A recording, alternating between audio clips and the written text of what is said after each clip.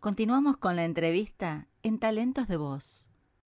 Bueno, acá pasa lo mismo con la docencia, es bastante maltratada, va pasando el tiempo y cada vez más la sociedad está muy trastornada, pero nosotros cuando a veces nos juntamos con los amigos, a veces con los del primario, que son con los que menos me junto, y ahí siempre viene, ¿no? Tal profesor, tal otro, y qué sé yo. Y hay miles de cosas, pero siempre vienen esas cuestiones. Y en sí son las personas que te han marcado. Sí, a cada uno ha sido su familia, qué sé yo y todo, pero somos un conjunto de gente que una misma cantidad de personas nos han formado, aunque hayamos salido todos totalmente diferentes, y han sido significativos.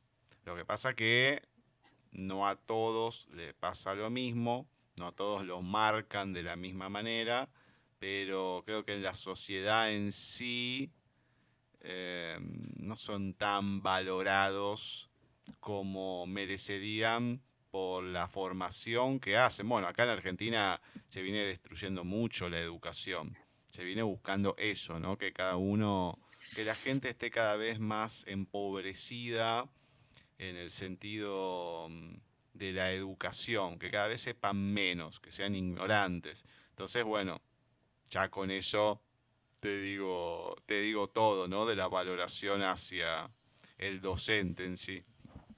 Sí, todo eso. ¿Tú qué oficio tienes? Yo en este momento, oficio, mira, había estudiado en su momento para contador público, me quedaron algunas materias. Después que perdí la vista, rendí dos materias más, pero bueno, ya las que me quedaron son complicadas, pues eran impuestos, todas matemáticas y demás. También cuando lo hice yo, qué sé yo, el tema de las notebooks y demás era un poquito más complicado para conseguir con el abaco, olvídate, no me guío ni loco. Si me sacan una computadora estoy totalmente perdido. Pero, no, sí, en ese sentido, olvídate. No, usar el braille. No, con mi etapa como diabético, es como que no los puntos no los distingo para nada. Entonces voy perdido mal si no tengo una computadora. Pero quedó trunca esa parte.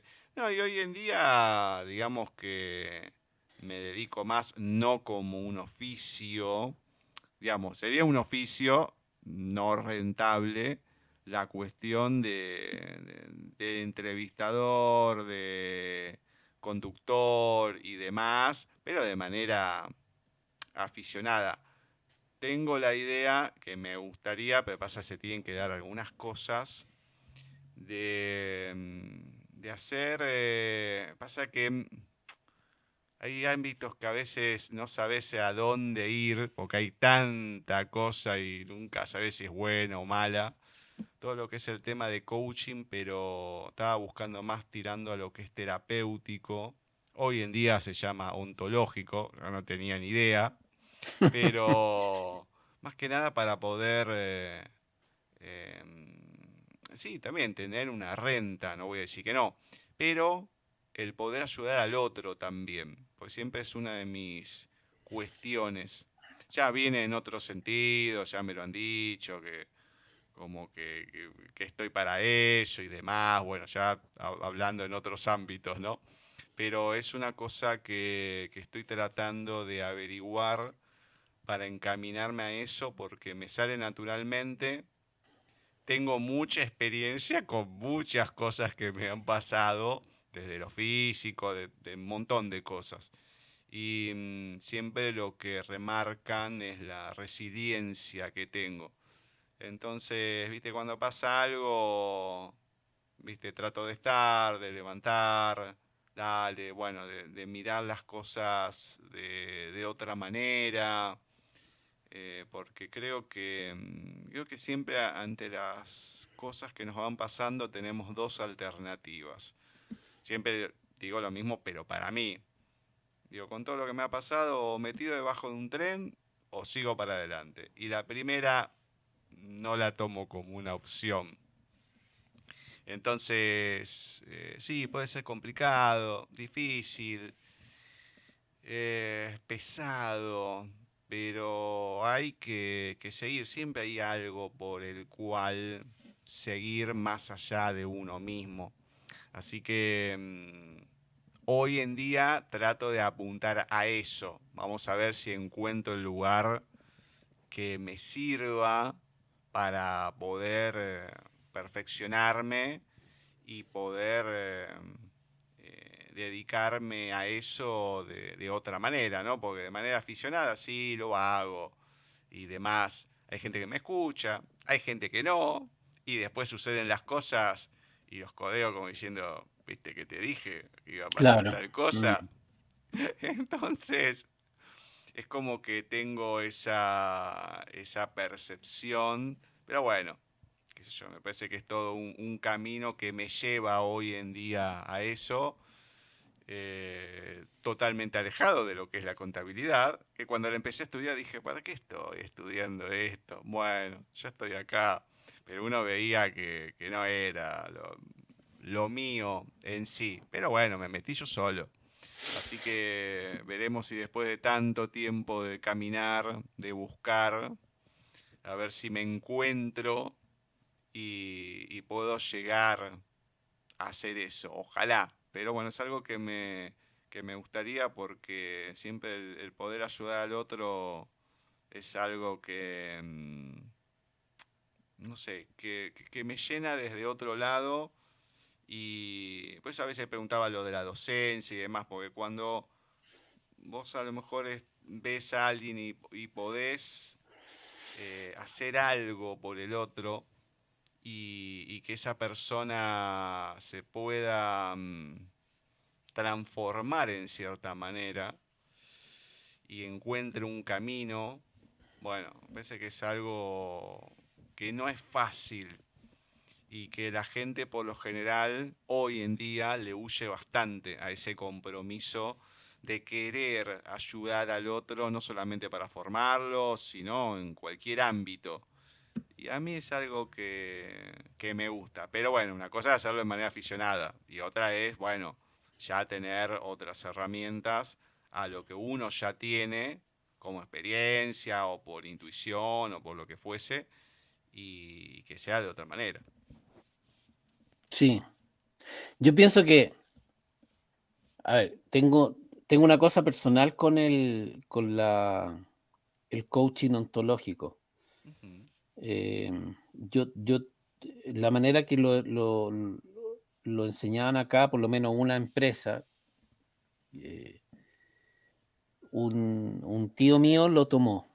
Y la manera era que él iba, no me acuerdo si una o dos veces a la semana a tomar las clases, y todo lo que él aprendía era parte del sistema educativo que tenían. Todo lo que él aprendía, qué sé yo, el martes y jueves, el viernes tenía que él relatárselo a un grupo de personas que eran voluntarios, elegidos por él, qué sé yo. Y él me eligió a mí, éramos como 5 o 6 personas. Entonces, todo lo que él estudió ahí lo tenía que explicar a este grupo de prueba, digamos. Por lo tanto, yo aunque en este minuto no me acuerdo mucho de nada, pero tuve la experiencia de haber adquirido o recibido todo lo que él aprendió en ese taller. Y es muy dado al, bueno, la palabra ontológico es como el ser, ¿no? La ontología es como el estudio del ser, Sí. y en este caso es la ontología del lenguaje. Por lo tanto, está muy basado en los conceptos y en cómo uno expresa y cómo uno, me acuerdo que esas palabras, cómo uno hacía peticiones, cómo uno esperaba una respuesta, cómo uno ejecutaba una orden, cómo uno manifestaba su esperanza, pero todo con respecto a las palabras que usas, de la manera en que las usas y todo eso. Eh, y el coaching, finalmente, de experiencia que tuve también en una otra empresa, llegaron a hacer estos coaching, aparece como un ser que se transforma en un experto en el uso del lenguaje, más que en la empatía y en decir, tú vienes a mí por un problema, yo quiero conocer lo que te pasa, quiero sentir lo que estás sintiendo para poder guiarte desde ese lugar.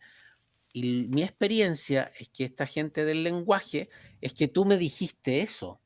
Y tú en el fondo al decirme eso estás ocultando eso, por eso yo te digo esto, para Claro. decirte que tu palabra o tu concepto es más bien dirigido a, y se transforman de repente en discusiones de lenguaje de por qué me dijiste o por qué yo te dije, por qué ocupaste ese término y no en qué te está pasando a ti, ¿cachai?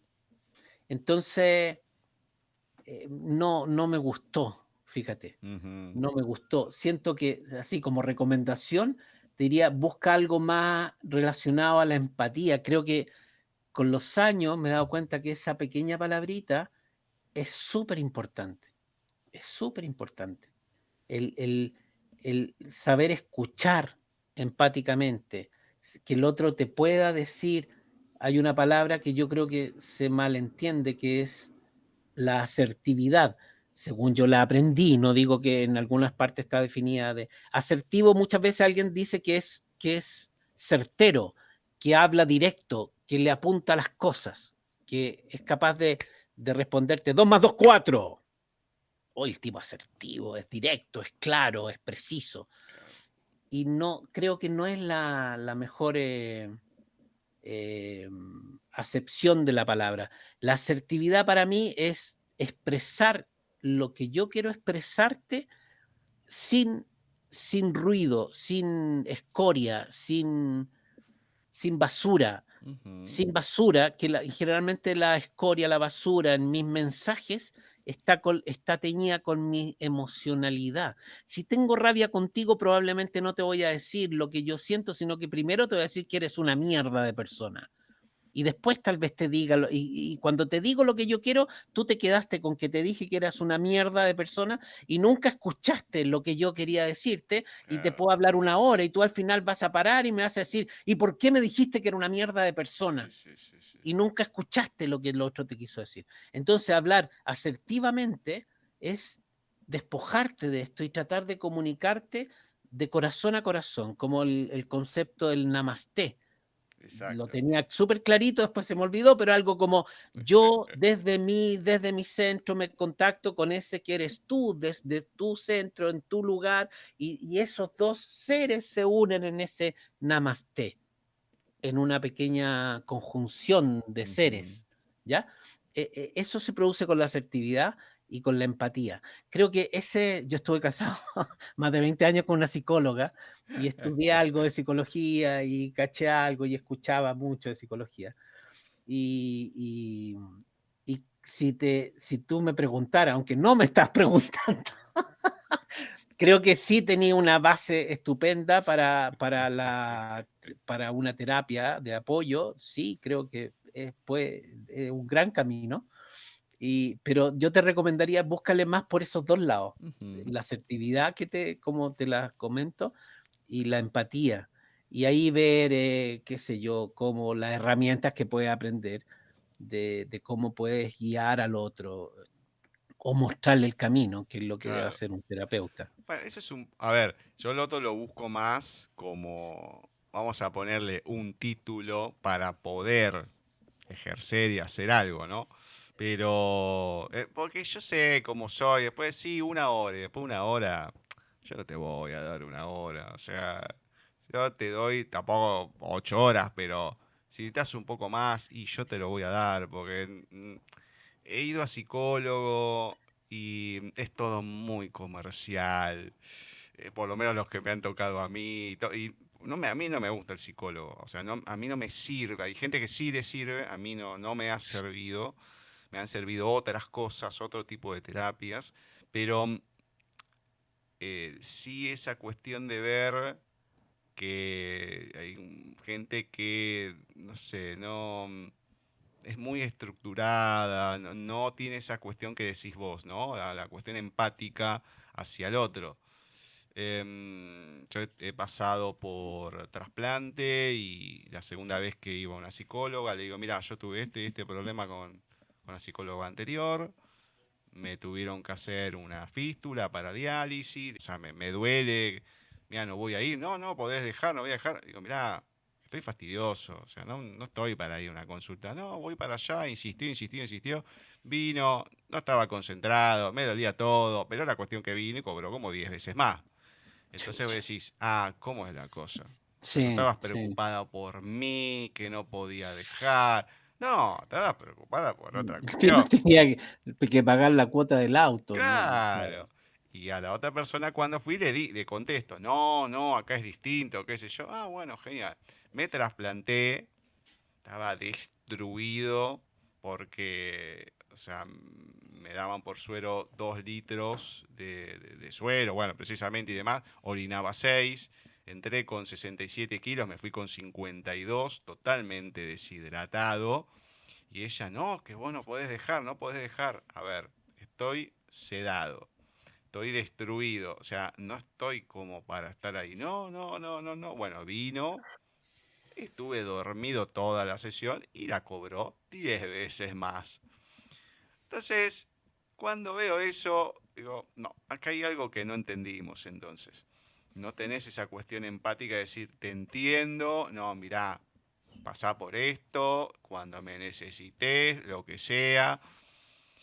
Entonces tuve no sé si buena o mala suerte, pero salí de trasplante y al otro día había un conflicto sindical con las compañías telefónicas. Salgo un sábado, el domingo me dejan sin teléfono durante un mes, año Chu. 2007. Entonces me acuerdo perfectamente que tenía un plan de 100 pesos y un excedente de 100. Bueno, me gasté los 100 y llegué a 99,57. Llegaba a los 100 de que me sobrepasaba y me cortaban la línea. Y no porque no lo Ajá. pagara ni nada, sino porque ya era así el plan. Entonces decía, mirá, porque una vez la llamé, le estaba explicando y no me cortaba. Digo, me tengo que ir al médico. Y no me cortaba y seguía. Digo, me tengo que ir al médico, te tengo que cortar. No, porque qué sé yo, que qué sé cuánto. Decía, che, loco, no te puedo creer, no me estás escuchando lo que te estoy diciendo. Y me estaban los otros, mi viejo, todo diciéndome de todo. Entonces, ¿dónde está esa cuestión empática de entender al otro, lo que le está pasando y ayudarlo? No existe. Entonces, entiendo lo que me decís y yo creo que si hay algo que me frena todavía para hacerlo es porque hay algo que me falta encontrar. Porque mi idea es tener herramientas para ayudar a la gente con los problemas que tenga. Pero yo no pensé en ontológico, pensé en coaching terapéutico. Para mí esa tendría que ser apuntada a otra cosa. Y creo que todavía no encontré lo que necesito para hacerlo. Porque hacerlo por hacerlo no me interesa. Pero mi concepto es el que decís vos, precisamente.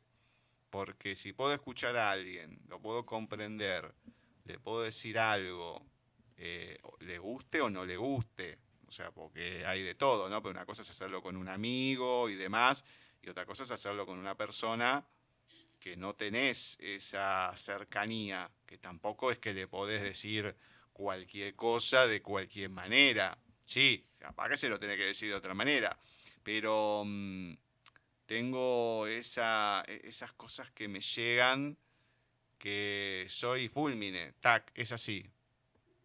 Por ejemplo, en el 2018 mi ex se había ido del trabajo donde estaba, que era de un familiar mío, y le digo, en el 2022 va a pasar algo que va a cambiar todo. Y se quedó. Pues además que ya me conocía. Y digo, ¿por qué me vino eso? No sé. Bueno, pasó el tiempo y a mí me había venido algo, pero no lo quise decir. Y llegó el 2022, pasó algo fundamental que cambió todo, y era la muerte de mi tío, que era uno de los fundadores, que ya no estaba ahí, que lo dirigía mi primo, pero era algo muy importante.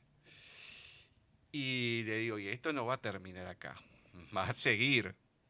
Así que, y lo dije en el 2018, no es que lo dije, bueno, un mes antes, que ya mi tío estaba mal y qué sé yo. Entonces, tengo esa cuestión de la percepción, que a veces es peligroso, porque lo puedo decir con seguridad, pero siempre está la cuestión de decir, y bueno, me puedo equivocar. Tampoco es que, no, esto es absoluto, bueno, me vino esto, pero vamos a ver qué pasa. Tampoco tomemos como que va a pasar esto, porque, bueno, tampoco podemos vivir, sino, si no es más un condicionamiento que otra cosa.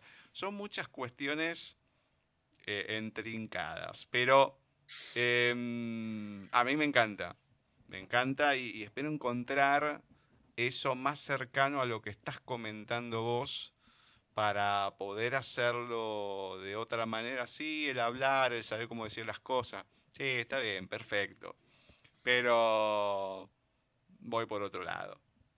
Como Sí. dije, más a lo que estás diciendo vos que al solamente decir algo y... Nah, no, tampoco voy tan plano. Sí.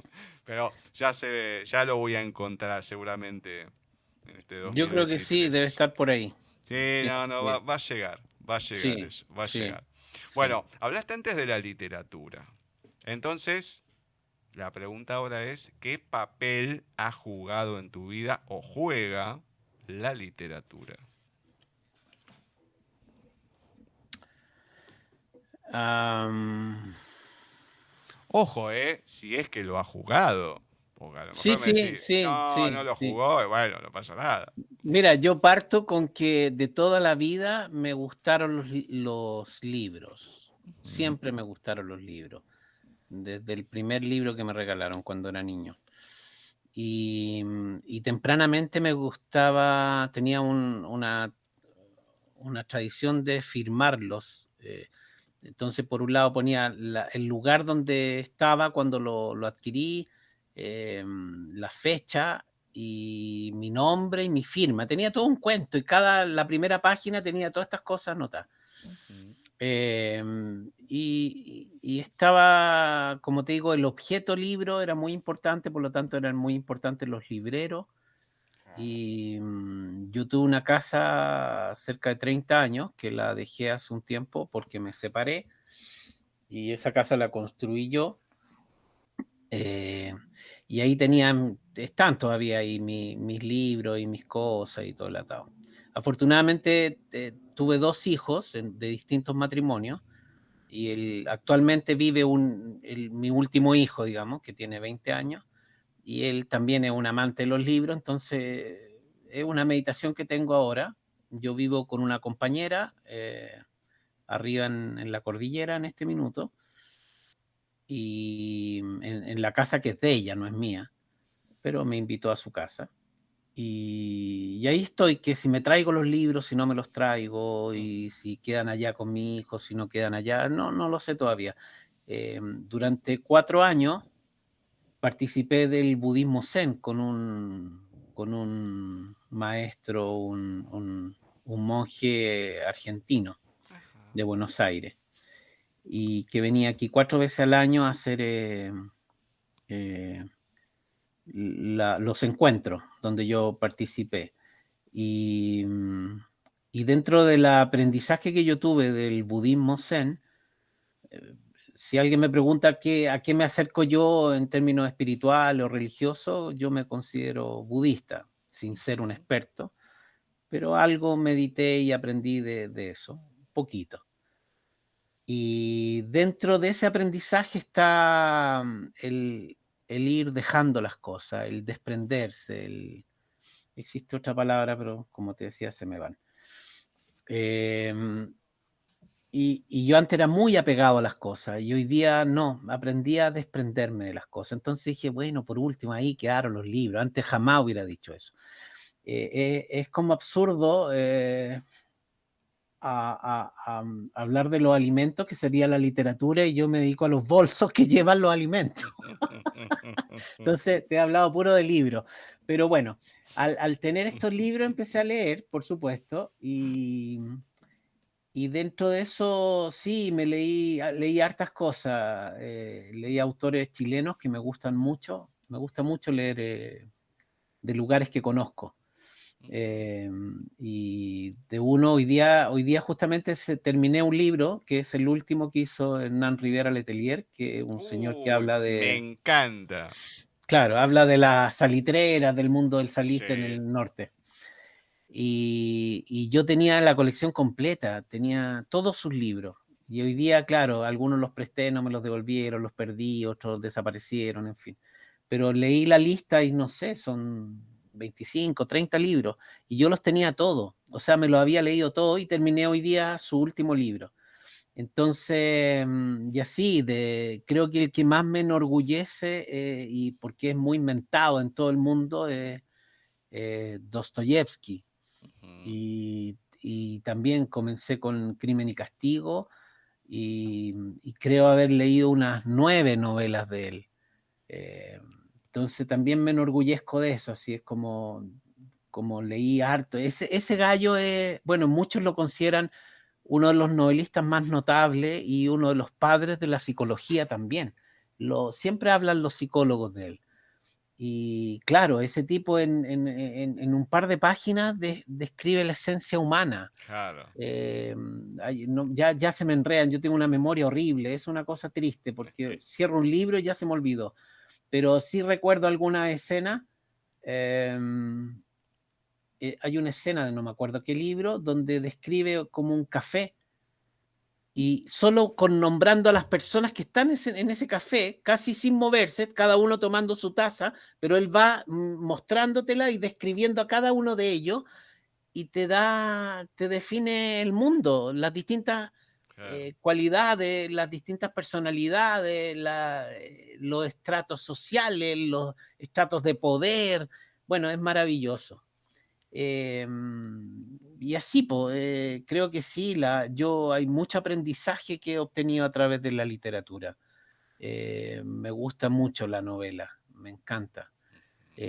Más que el ensayo, me cuesta leer ensayos, me cuesta leer filosofía, no soy bueno para eso. Lo intenté y me cuesta un mundo.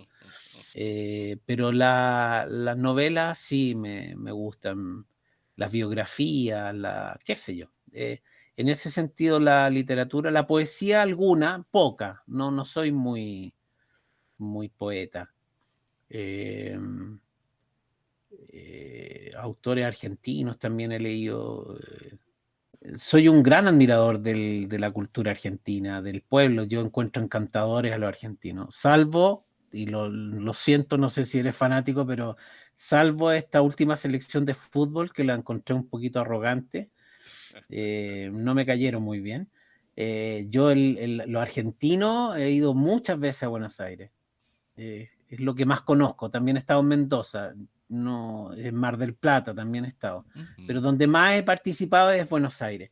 Y me parece la gente más encantadora, lo encuentro súper simpático. Y me gusta la cultura argentina. Descubrí hace un tiempo, por casualidad en YouTube, un señor que se llama Luis Landricina. No sé si Claro. lo conoce. Sí, con una institución. Sí, sí, sí, Ya, sí. yo creo que ya escuché todo lo que tenía porque me cuesta Oh. encontrar cosas nuevas de lo que está en YouTube, pero me escuché todas sus cosas, su historia y me ha encantado de conocer, qué sé yo, Entre Ríos, Corrientes, el Chaco y Rosario y Córdoba y todas las historias que cuenta y la idiosincrasia de cada uno y de que unos los tratan de ladrones, que los otros los tratan de arrogante, que el santiagueño que habla poéticamente. Bueno, y todas esas cosas yo gozo con la Andricina, me encanta. No sé si vive, si murió, no lo sé. No, Vivi, es está Vive. muy Está grande, ya es viejito ya, me viejito, imagino. sí, sí, sí, Claro. pero hace décadas que la Andresina es una institución. Creo que es uno, si no es el único cuentista verdadero Porque él dice, no cuenta chistes, son cuentos Sí, y el cuento sí, tiene que tener toda una historia, un sí, desenlace, tiene sí. todo armado. Y sí, te va contando y te lleva, y te lleva, y te lleva. No, es un maestro en No, yo hay ese. noches que no puedo dormir y lo pongo y me quedo dormido escuchándolo. Y me fascina, me fascina. Entonces, como te digo, yo ni siquiera conocía mucho esa región, que es el límite con Uruguay, de que Claro, hay ciudades que los límites son medio indefinidos, qué sé yo, de los paraguayos, de que también están los, ¿cómo se llama esto? El idioma que tienen los paraguayos, el guaraní. el guaraní, que Claro. también hay regiones de Argentina que también están Sí, influenciadas con el claro. guaraní. Todo eso me ha contado don Luis, sin saberlo. No, Entonces, no, bueno, yo, aunque es auditiva, pero también podría, si eso estuviera escrito, sería literatura. claro, Eh, totalmente. Todas esas cosas me apasionan, me apasionan, me apasionan. Conocí ahora a un mexicano, no sé si lo ubica, se llama Franco Escamilla, que es un Ujú. stand-upero, que también lo encuentro súper, Sí, súper bueno, en términos de, él habla más de su historia, de su propia historia, sí. pero he visto stand-up, he visto harto stand-up argentino también, que me gusta, y también descubrí a este caballero en México, y bueno, ahí voy aprendiendo.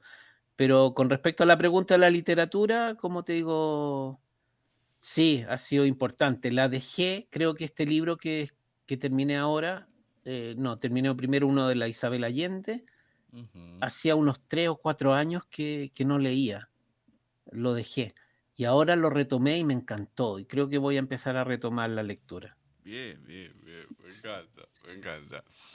Bueno, te voy a meter en algunos proyectos que has participado en doblaje. Y esto, como siempre, aclaro. Yo no pregunto el personaje, la historia. ¿Qué sentiste en ese momento que estaba? No, no, no, no voy por ahí. Sino, si te han dejado algo, estos proyectos o el género en general. Y voy a comenzar por la animación convencional, la occidental. Y nombro algunos para tener un ejemplo. Echo en Jim de la Luna, que mi sobrino más chico era fanático, pero fanático de esta serie. Snap en Sonatiza, Chico Pizza en Los Héroes de la Ciudad. Y el príncipe Zuko en Avatar, la leyenda de Am. Para nombrar algunos. ¿Qué te han dejado? Si es que te han dejado algo. ¿El género o estos proyectos? Estoy pensando, déjame. em, no, no, no, no, no mucho, no. No, de hacer un trabajo que algunos los recuerdo más entretenidos que otros, pero siempre con el cuento este del oficio, de hacer un buen trabajo, de disfrutarlo en la medida de lo posible y eso. No sé otra respuesta. Bueno, muy bien, no pasa nada, no pasa nada. Te voy a la narración. Por ejemplo, en Poco narrabas, o en otro género, en Poco es una animación, y el otro que era mitos del universo, que igual hay varios de este género, pero lo marco porque vos ponías voz a Phil Plett, que era uno, y Alexis Quirós estaba con Michu Kaku, que bueno, era el otro ahí, iban narrando varias cosas de estos misterios y demás. Pero sacando lo que es el doblaje, cuando te toca una narración o el género que hay que contar algo, sea o en el doblaje en la voz de una persona o con la simple narración. ¿Cómo vas con un género así?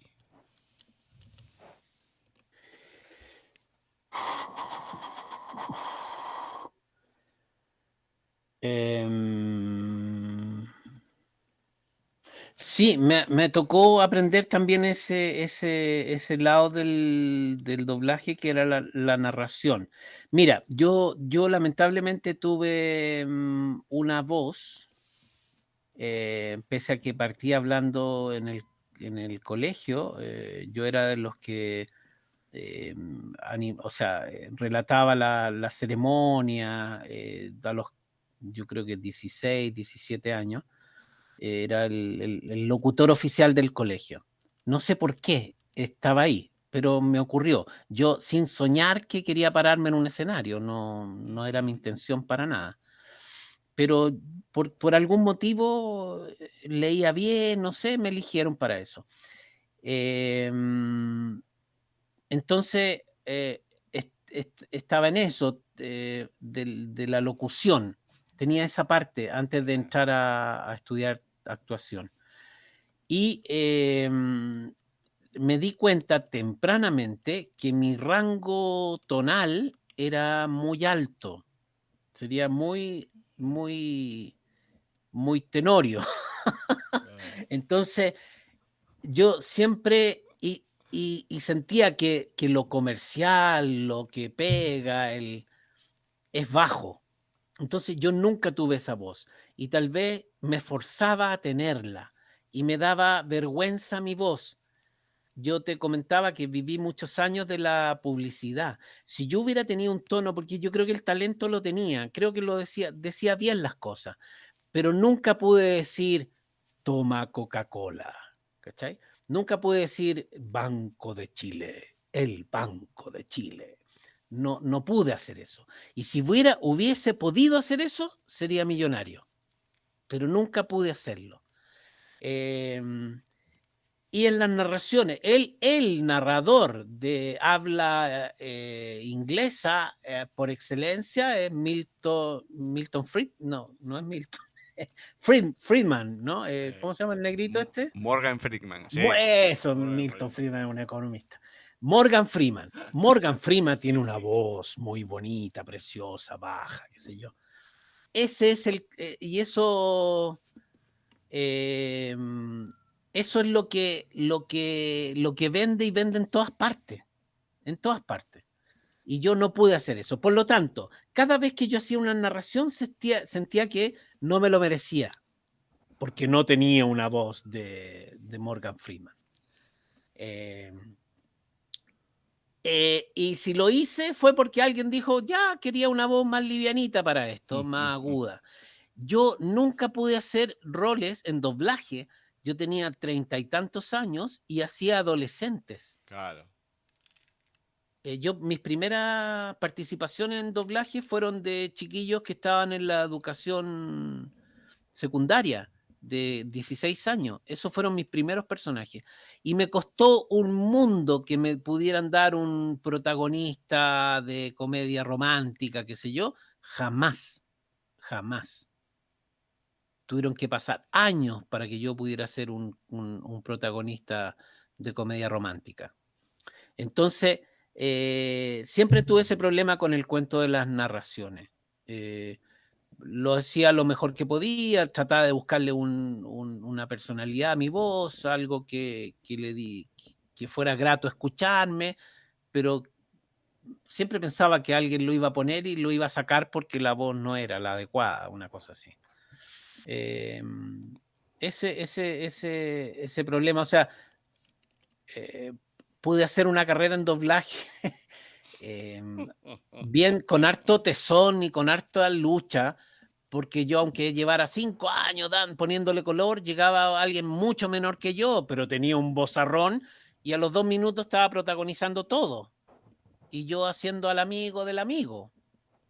Entonces, eso hasta el día de hoy. Y pasé de hacer esto, de nunca ser el galán de la comedia romántica, y me empezaron a dar señores de 65, 70 años. Y o sea, ayer grabé a un señor de 70 años. Entonces igual, claro, le pongo un poquito la cosa al viejito, pero yo digo, yo todavía puedo hacer una voz de 40 años, Claro, perfectamente, y de totalmente. 35. Pero hay gente que cree que no puedo hacer eso. Entonces, bueno, no me dan esos roles. Pero me pasó eso, estoy desfasado con el cuento de las edades. Siempre lo estuve. Y me pasaron a viejo de un día para otro. bueno, en fin, en eso estoy. ¿Sabes qué estoy haciendo? Que me ha gustado mucho. Eh, Estoy haciendo eh, narraciones para ciegos Ajá, en las películas. sí.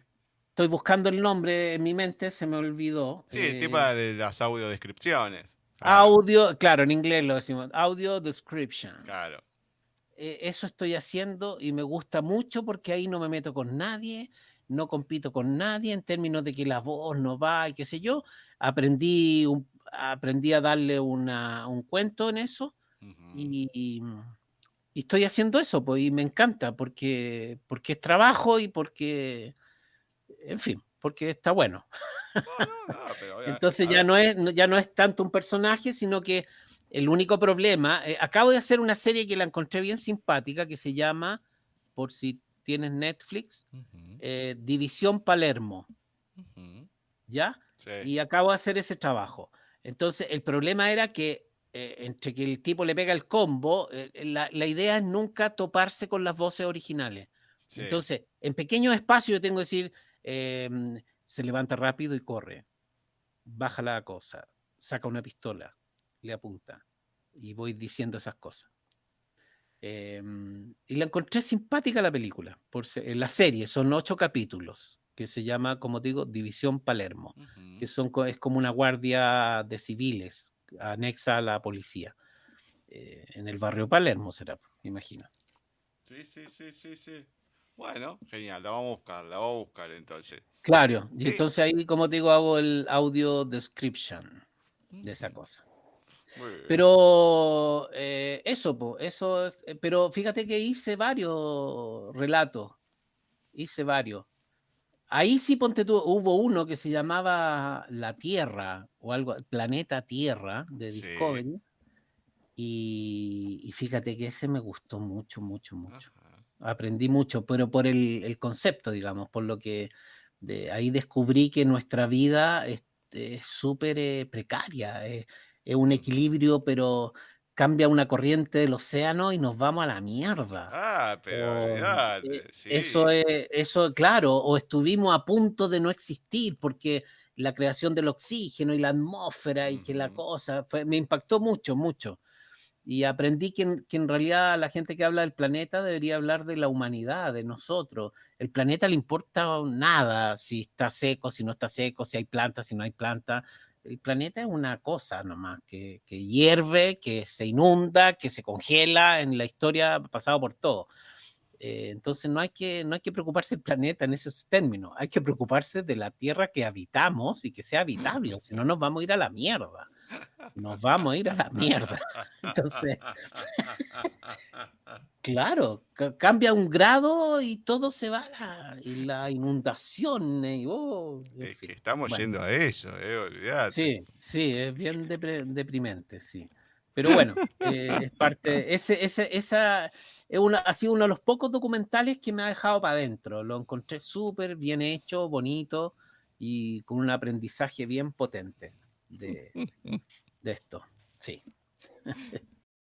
De esta manera terminamos las dos primeras partes de la entrevista a Pablo Ausensi, en donde ya nos damos cuenta de la personalidad, de todo lo que nos va contando, lo duro que pueden ser algunas cosas, depende cómo se tomen. A ver, es la realidad. Hay que fijarse en cuánto te da el trabajo y demás, sacando lo que es alguna cuestión artística que uno la puede encontrar en otro ámbito. La próxima entrega de Talentos de Voz en Paisaje Literario seguimos charlando con Pablo Ausensi.